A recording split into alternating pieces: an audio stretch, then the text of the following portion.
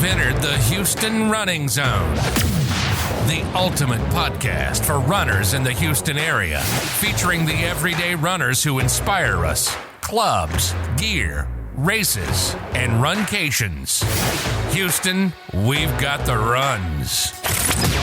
All right, today in the zone, I have an ultra runner. She's been on a previous episode here to talk about races, runcations, and just being awesome herself, Lisa Decker. Lisa, what's happening? Oh, not much. Just another day living the dream. Yeah.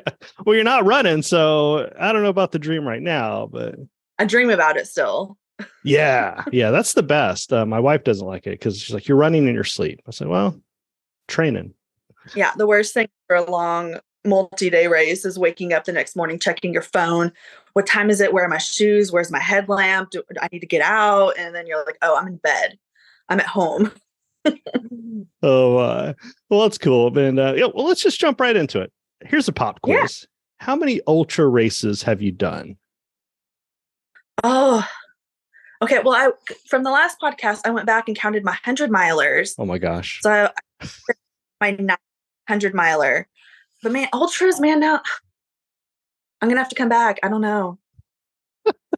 That's a true ultra runner when you have no clue how many ultras. Clue, but I milers and 100K. I've done 200Ks, I think, and 250-milers, but 50Ks, I have no clue. Yeah, that's a good point. A lot of times people think ultras are these crazy distances, and 50K, was that 31 point something or other? 5 more miles than a marathon. Yeah. Just keep going. Keep going. Yeah. Well, it's a lot of times people see this episode or listen to this episode, and they're like, they have no idea what my background is. So first of all, complete disclosure here is that I've never completed a 100-miler. Yeah, I made it to 81. So I have to prompt this because I have to ask you this question: is the last time I saw you was at Snowdrop, and it was your second year of DNFing, but you continue to go. Can you kind of walk us through it? Now, obviously, the weather was miserable. It was hot the last couple of years, but I see where people they don't want to. They just like, once people quit, they quit. But you're like, I'm not going to make it, but I'm going to keep going. Like, I kind of want to know your mindset on that because I think it could really help a lot of people. Well, one, it's a 55-hour race. It's not a 100-miler. So I like to be there from start to finish. I want to be there to see all the finishes. That's my favorite part of any of these, is watching, everybody else do it. I think when I hit like mile 80, I had like 20 miles to go. I had enough time, but I was like, I'm going to kill myself doing these 20 miles to get it done. I'm here for a good time. I'm here to hang out. So once that mindset kicked in, like, hey, I'm not going to get 100, but I'm here to have fun. And I remember Christina LeBay, she did her first Snowdrop out there. And she's like, you had the biggest smile ever on New Year's Day. Like, that was my favorite part. It was just hanging around. I had like a bucket of Fireball, just walking loops. Like, here's a shot. Like, let's celebrate. And I had fun. So that's what I like to do. Yeah. I remember Christina finishing, I guess, was it right after midnight? I think so. Or like right before. I don't know. I just remember we had some 4 a.m. champagne out of collapsible cups. Yeah, I'm glad you mentioned that. It's all about watching other people finish, especially that race, because you're going to be at the finish line every 10 to 20 minutes, which is pretty cool. And so obviously we've been trying to get Christina for the last couple of years to run the race. Oh, it's always her birthday and stuff like that. Excuses. So like, you've recruited a lot of people to do the race. You're going to do it again next year? I'll probably hop on a relay. I think I'm just going to kind of relax with work since I always ask off for New Year's. And then 24, 25, I'm coming back and I have an extra challenge. I'm not going to share it yet, but I kind of want to be the first to do something at Snowdrop. So 24, 25 is going to be a special year. Okay. Yeah, take a little off year, a funner year, I guess you'd say. But so you're going to do a challenge. Okay. We're going to keep you to it. Okay. we'll have to follow you on all your socials. Now, speaking of socials, you've done obviously, Facebook's kind of the I guess the all encapsulating, but you also have Instagram. And what about your TikTok? So you said, you know what, I just kind of want to do some fun videos, and TikTok seems the way to put it out there. Yeah, I mean, I follow a lot of people on TikTok, and I don't know how to edit. I don't know how to do all the fancy stuff, but I mean, it's I like it that you can kind of stream videos together. You could start a video like 3 minutes, 60 seconds, or like 15 seconds, and you just start it and stop it. So I could start one day and continue like a week later the same video. So I kind of I just did Jackalope Jam. What was it, 2 or 3 weeks ago? And every day I kind of did a TikTok, just being like, "Oh, we're out here. The weather sucks. I hit my feet hurt. Look, there's some cows." Like just random stuff, and it's fun to share and be like, "Hey, I'm out here doing 100-miler," but I mean, it took, I don't know. It was like the fourth day when I finished, because I was just taking my time and having fun and doing videos and hanging out with my friends. I started following a lot of different runners and ultra runners, and they do the same thing. They just do like little clips throughout the run. They're like, "Hey, mile 1, mile 2." And I kind of started to sing my first video, and then I couldn't rhyme anymore because my brain was starting to crash. So then it was just, hanging out, and with everybody that was out there, we would do celebration loops when everybody hits a milestone and different stuff. So it's just dumb, and I don't know. I'm trying to get famous, TikTok famous. Well, yeah, you get one video, and then people will find you. You just never know which video. It's the video that you're not paying attention. It's probably the video that you don't rhyme. I think that's what's gonna hit. Probably, or one where I don't know what I'm talking about. I don't know. Something fun just to share. Like, I'll do a TikTok when I'm out on a training run, and just kind of talk about life and what I'm training for. And it's almost like a video journal, I guess, for myself, but I'm sharing it with anybody that finds it, I guess. I like it because, digital cameras have only been around for like 20 years. And people with analog photos, they got to scan them in. And now we have like these video vlogs, documentaries. Like, you could look back in 20 years, we'll still be running, but we can like, wow, look what I was going through. I love that part. Look what I can do, or did. Well, what's speaking of Jackalope Jam, obviously Trot Trail Racing Over Texas was bought out, and I can see Cal, who those people that know Cal, he's a runner. He's not just in it for it's not just a venture capitalist that bought the thing. Not that there's anything wrong with that, but he seems to be really into taking Trail Racing Over Texas to the next level. And, I mean, obviously Rob did an amazing job, but hey, everyone has like their different spins.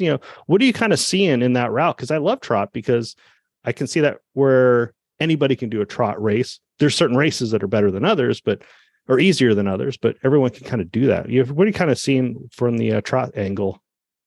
I mean, it's been different because I've been so used to Rob, and Rob's personality. He's bam, out there in your face. And Cal's a little bit of a 180. He's a little more reserved, kind of keeps to himself a little bit more. So I'm still kind of used to the energy at the finish lines.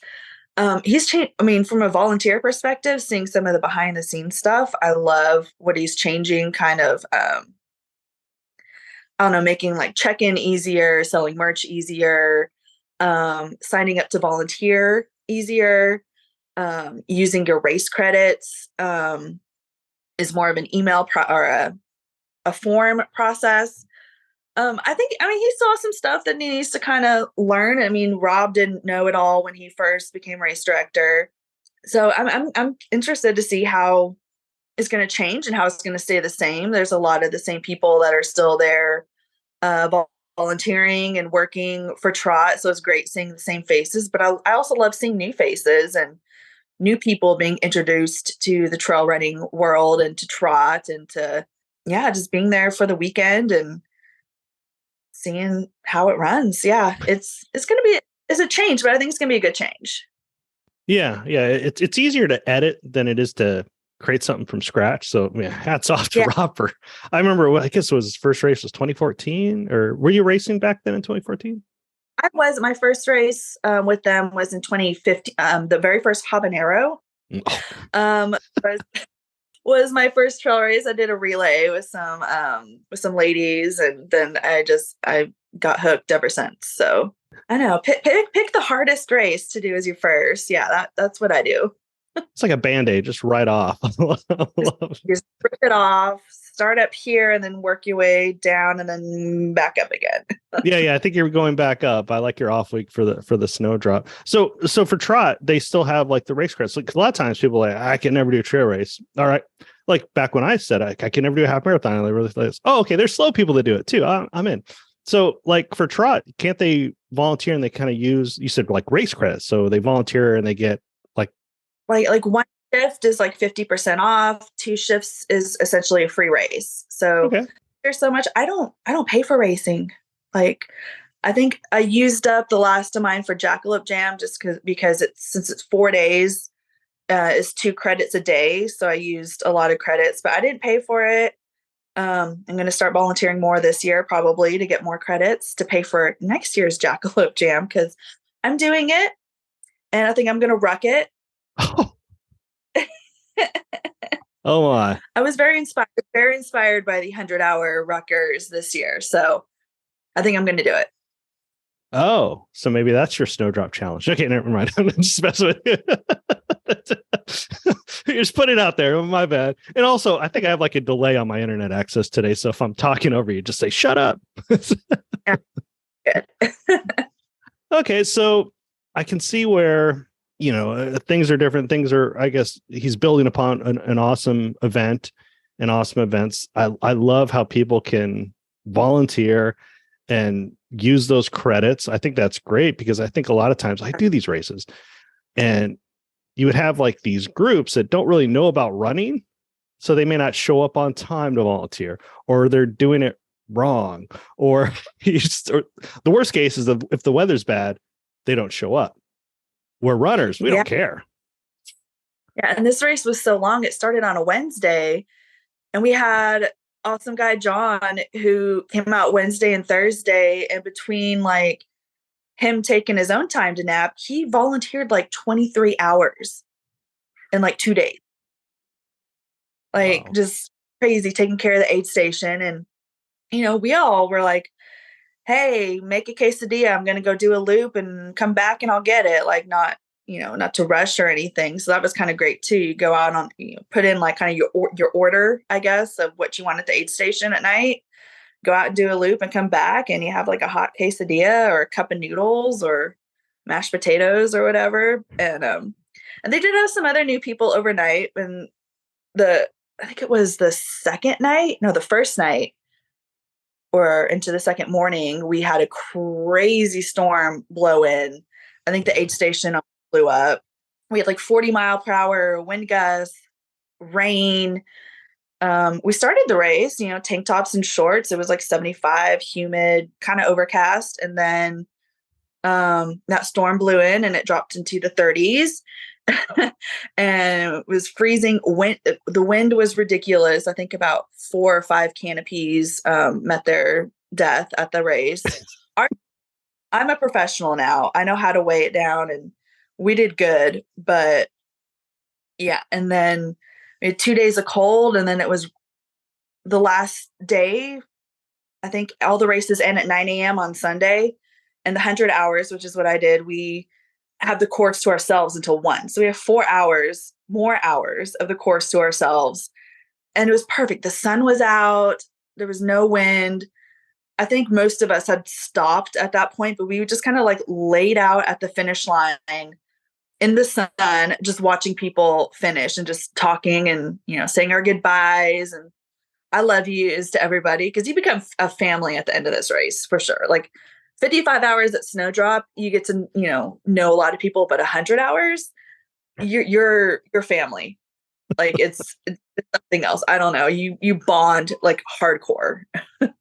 Oh, wow. So do you prefer, with all your races, since you don't know how many races or even how many ultras, I should say, do you prefer the craziness or do you prefer perfect conditions for 100 hours or 100 miles, or either way? Like, do you prefer craziness or do you prefer perfection? So after last year's Jackalope, where we had like 96 hours of no sun and, snow flurries and cold and wind, we kind of joked, but we're kind of serious about, that's what kind of makes the race. You are out there being miserable in miserable conditions, fighting for your life sometimes, it feels like, to get your miles done with other people who are doing it. So I kind of enjoy that. I don't know. And same with Snowdrop. My first few snowdrops that I completed, it's cold, it's windy, it's rainy. I feel like those conditions help you move more than if they were perfect. If it's perfect, you just kind of want to hang out. And I don't, or I do at least, I would rather just kind of sit and hang out in the sun in a chair with a cold drink than be out there pushing out miles. And I feel like when you're cold and it's windy, you want to keep moving. And it helps me. I don't know. And I think Yeah. it kind of makes a race. It makes for a good story. Like, hey, we had 40-mile-an-hour winds and 30 degrees. And then the next day it was 80. Like, it makes for a good story, I guess. Yeah, it's a good point. It's like if there's no conflict or no stress, it's a pretty boring movie. Pretty much, yeah. So, you have any like runcations coming up, outside of the Houston area, or are you hanging out? What you up to? Actually, I was debating of whether or not I was going to bring this up, and I'm like, you know what, whatever. 2 weeks, I am having gastric sleeve surgery. Okay. So I'll be spending pretty much taking the rest of the year kind of off, healing, relearning how to eat, getting my body where it needs to be. So I'm excited about that. So yeah, pretty much, I think 2 weeks from tomorrow, I'll have surgery. So I'm excited about that. A lot of people are supporting me. So next year, 24, man, I have all kinds of plans that I want to do to it's my comeback year. So I'm excited. Yeah. Yeah. It's quite a lifestyle change. So I've known a lot of people that had the procedure, and yeah, you just like anything, like life's full of changes and you just adapt. And Heck yeah. And I'm super proud of what I've been able to do at the weight I'm at. And I'm just imagine what I can do, smaller person. So I'm excited. obviously you have a supportive group, and you also have with your races, is it the fact that you've always signed up for something, or you always said, hey, I got these credits, like, it's like getting a gift card, like I want to use it? How was your accountability been? Like, you're like, oh, hey, you're hanging out with friends, you kind of, or the friends are going to be there, like, how are you accountable for the race? Because doing anything over, anything over a half marathon takes, you can't just wing it. You have to be accountable for whatever your training is. How did you do that? It's easier for me to, have those friends that do it. We try to do weekly get-togethers, like a Memorial Park, or I have a friend out here in Kingwood. We have like a bayou that will go and like wear a weight vest and go hike.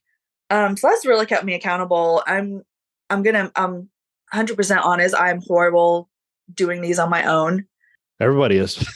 Yeah, going out, just getting out the front door. Sometimes I procrastinate. I'm like, oh, maybe it's going to rain later. I'll wait till after the rain. And before I know it, it's like 6 p.m. and I'm eating dinner and ready for bed. And I haven't gone out to get my walk in or my run in. So I try to make these, also hold everybody else accountable too. I'm like, hey, let's plan to get together this morning at this place, or let's get together this place. And then if they're doing the race, hey, let's go up together to make sure that we both make it. Especially the big race, or the longer distances. Like, you just need something. Yeah. I'm trying to give other people ideas. That's why one of the questions I always try to ask people, being a mid backpacker myself, it's like people don't realize, like, the amount of diversity in paces is amazing for runners, especially for trail races. Oh yeah. There'll be races if it's a looped course or an out and back, like, before I know it, someone's passing me already, or the next distance had started and they're already passing me. but everybody is, good job, you're doing awesome. Like, that's what I love about this. They're still encouraging you. They're not like, oh my God, like she's walking. And I'm like, yeah. Or a lot of times I've actually had the winner of 100-miler loop me when I was doing a race and stop and walk with me. I was like, what? Like, you never really expect that.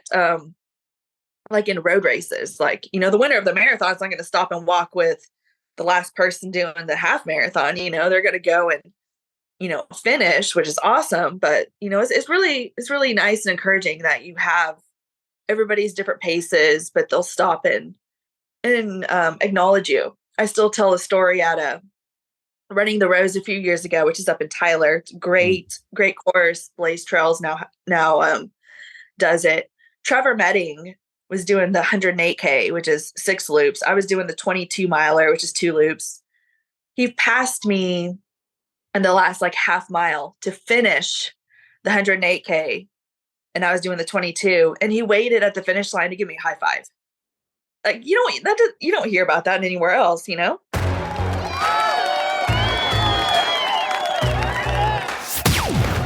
are in the Houston Running Zone. We've got the runs. That's pretty cool. Well, yeah, speaking of loop courses, I kind of want to circle back down to Snowdrop. Yeah. Yeah, obviously this year, we saw Christina finish, and there was a lot of people that DNF'd the last 2 years. It's just just crazy weather.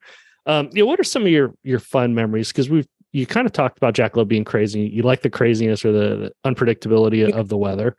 I'm with you. Like, what other Snowdrop memories do you say, okay, that was awesome? I mean, it could be anything from the weather. It could be anything from, the reason we're out there, all that stuff. Oh yeah, the reason for sure. The past 2 years, I've actually done it for a little boy named Hudson, who, when he was 2 years old, so in 2021, he was diagnosed with brain cancer, had surgery to have it removed, did all his radiation, was given the cancer-free or the done treatment, and his 6-month scans in December showed it was back. So I've been running for him. Sorry, that gives me. Oh yeah. So yeah, that's what that race, of course, is all about. I loved seeing Meg Eckert out there. She did 190 miles. Yeah, that's crazy. With a smile on her face the whole time.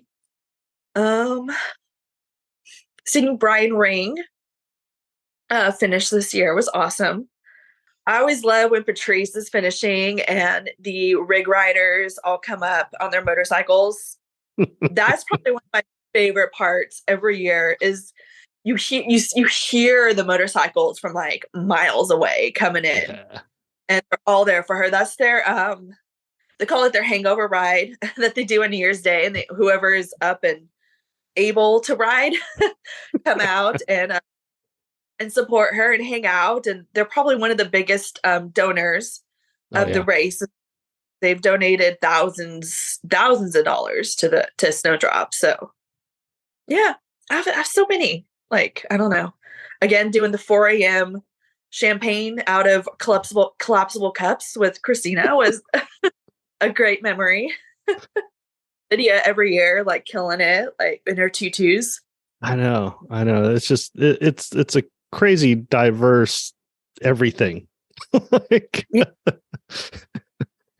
a motley crew of runners. It's awesome. Yeah, we're all it's all crazy. I mean, seeing Misty's buddy Megan out there every year or the past 2 years relay. That's so if I join a relay, I'm definitely, if they do a relay, that's the relay I want to be on. Oh yeah. So did Misty do a relay or did she do a solo this year? She did solo. She did solo this year. Last year she was on the relay, but she started the relay. It was Megan's relay this year. So I'll have to talk to her and be like, if you're doing it again, I'd love to join. Well, you mentioned, I believe she was the first to get to 100 as well, Meg Eckert. Yeah. Uh-huh. So she from New Mexico, or they always been from New Mexico, or because they were like part of the trot kind of crew? Yeah, they lived in Kerrville for a while, so they did a lot of trot races. I think the first time I met her was in San Angelo at Crazy Desert. And they came out and volunteered. And I remember my friend and I saying, "Hey, you would love this." Like I don't think she'd run trails yet. And the next year at Crazy Desert, like she came out and won the 100K and then hung out at the finish line with us until the end. Like, again, being what I call elite or those runners that win to come back and hang out. Her first 100 miler was habanero. And not only did she win, like she set the course record, she was the first person to go under 24 hours that Rob said was impossible. So he kind of made a rule that if anybody goes under 24 hours at habanero, he'll write a check for their entry fee back to them. Like, Yeah. and she does the whole race with a smile on her face. Like, I think she just ran this weekend out at Jackpot in Las Vegas for 100 miler out there. Like, easy peasy. Just she's awesome. Her and her husband Joe are an amazing couple. Yeah, and I saw Joe ran the 100 as well. Like, Yeah. Yeah, he's really gotten into running. I mean, he volunteered a lot, and then yeah, he's been out at in El Paso a lot, and yeah, I love seeing them. I'm gonna have to go visit them out in New Mexico. with racing and having a good time, and not to say you need alcohol to have a good time. That's not the point of this question here, but there's Fireball. I talked about the bucket Fireball. What about, I even saw you like, during race beers, which I love. Now that's just, that means you're out there having fun. Are you just kind of, celebration of it all, or are you any particular one that you're like, this is my go-to? No, I mean, we do usually a celebration beer loop when it's like our 100-mile loop at Jackalope, but there'd be some mornings we're like, "Hey, just grab a beer and let's do a loop." And we had a guy out there. He's like, "What, you can drink? Like this? What you have a beer? Like, what are you doing?" And we're like, "It's we're I don't know, like 40 miles in. We feel like having a beer." And he's like, "Okay, well, I'll join you for the next one." And that's kind of we've gotten to know some people. Of course, I had like my Fireball with me handing out to everybody, like to celebrate. At one point, I guess I was wearing the bucket on my head during the race. I went to, I had a lot of fun after I hit 100 miles because Oh yeah. I was, Jackalope's probably going to be my last like big race for a while, maybe for a year. So I was like, I'm going to go out with a bang. And I did, apparently.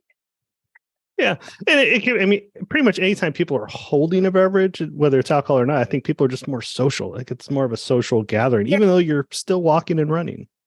Yeah. I'm going to be a little transparent too. I'm not going to be drinking anymore. So with the surgery. So to let y'all know, I might have to find some like cinnamon flavored water to like pretend like I'm drinking Fireball with y'all. So, but I'll still bring it to give to people. Trust me. I guess that's what I'm known for is handing out all the shots. Yeah. Well, just like any beverage brings people together because it just kind of puts people in a safety mode to open up, which I like, and I love the culture of running or racing or whatever it is. And so a relaxed year. You have a relay, and you have 3 weeks to figure out the team. Our old team's still trying to figure out what they're going to do. So I have no idea. I know, because last year was or this year was your last year, right? Yeah, it's for us, not to make it all about me, but it's getting harder and harder to recruit, and it's getting harder. Yeah. People are having different things going on in their life, but I will definitely still be out there to support because that's so cool. Yeah, that's my like I think every New Year's since 2015 I've been at Snowdrop, so I just don't know how to celebrate New Year's any other way. Yeah. Like, what else am I gonna do?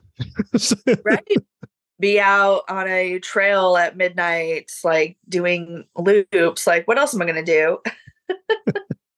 And it kind of feels like you're out on the real trails. Like it kind of feels like you're out in the country, even though you're still in the city. I think that makes a huge difference because you kind of leave your problems behind because everyone has different stresses out there. Oh yeah. That's why I like the the overnight time, like I think like midnight till about 5 a.m. I really like being out on the trail just because it's quieter. A lot of people leave and go home or go to a hotel, and they start rolling back in about 6, 7 in the morning. And so it's very just quiet, and you could just kind of be at one with yourself, I guess, out there. That's a cool point, because we actually had 2 people that were new this year in our relay team. And I said, hey, we only want you to do, minimum of 1 hour, a couple hours each night for the overnight, anytime the sun's out, anytime the sun's not out. Yeah. And they actually loved, they actually preferred the overnight, even though they were brand new to relays and trails and overnights. They fell in love with being at night, because normally people are like, oh, it's going to mess up my sleep or whatever. No, I think people are starting to figure out that's the way to go.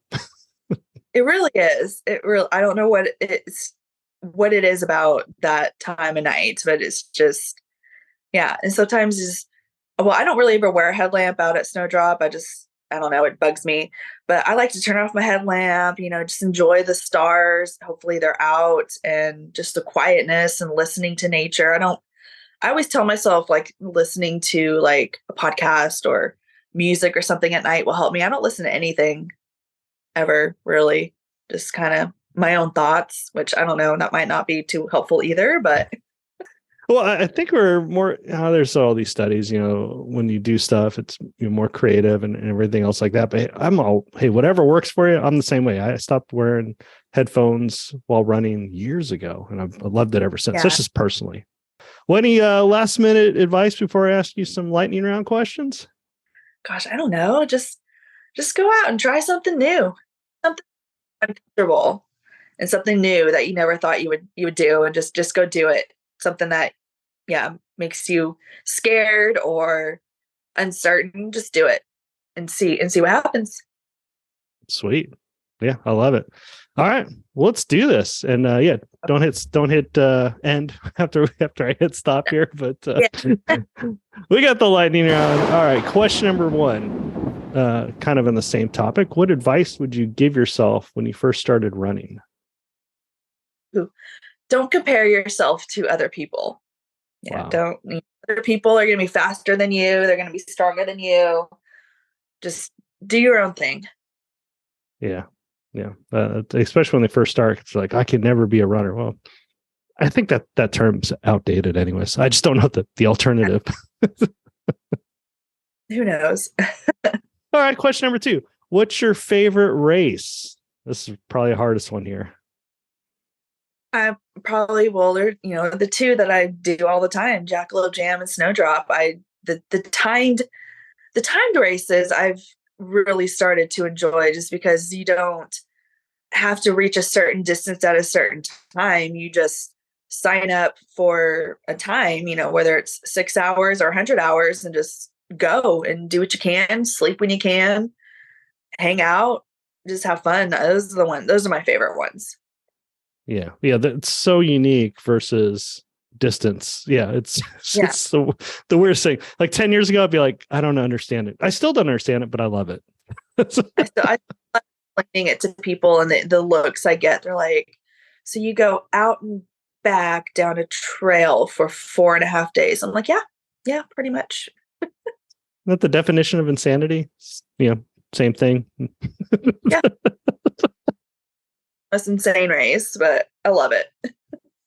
And I did ask you this last question, but I want to ask it again because, last year you said Courtney, but if you could run with anybody, in addition to Courtney, who would you run with, alive or past?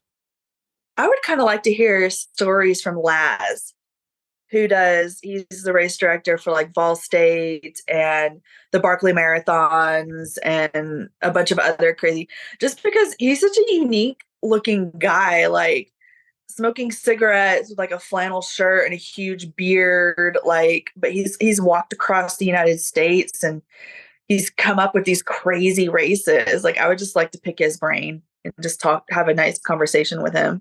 We could walk across the US together. I could probably handle that. Well, I don't know if it's still on Netflix, but they had the documentary. They switch streaming services all the time, but it's on Amazon Prime. The documentary on the Barkleys. Yeah. When I saw it, I was like, oh, okay. And I realized, no, that's not a marathon. That's I don't know what that is. No, I will never do that race. That'd be S1 on my do not run list. So Personally, I have to qualify, but then I want like a satellite or a flare gun because I'll get lost. Figuring out how to apply for the race is a big secret. It's crazy, but yeah, I might want to go and like crew somebody, but I no, that does not seem like a good time at all. Well, again, Lisa, thank you so much for sharing your insight. I love all these cool stories, and thanks for telling people, hey, just do it. Do something uncomfortable. Do something new. Don't worry about everybody else. I think that can go a long way, not just in running, but in life. Oh yeah, anything for sure. And we'll catch you really soon on. Obviously, it's Snowdrop next year, and then we'll follow your socials, and we'll put links to the ones that you'd like to share, and that way people kind of follow your journey. Sounds good. As always, if you want to become the first to find out about upcoming weekly episodes, simply hit the plus, follow, subscribe button. Depends on your podcast platform. And if you're on a podcast app where you can leave a rating and review, we always love it. Hey, give us 5 stars if you like it. And if you don't like it, give us 5 stars anyways. You made it through the whole episode. But more importantly, looking forward to sharing another episode next week. Thanks for visiting the Houston Running Zone.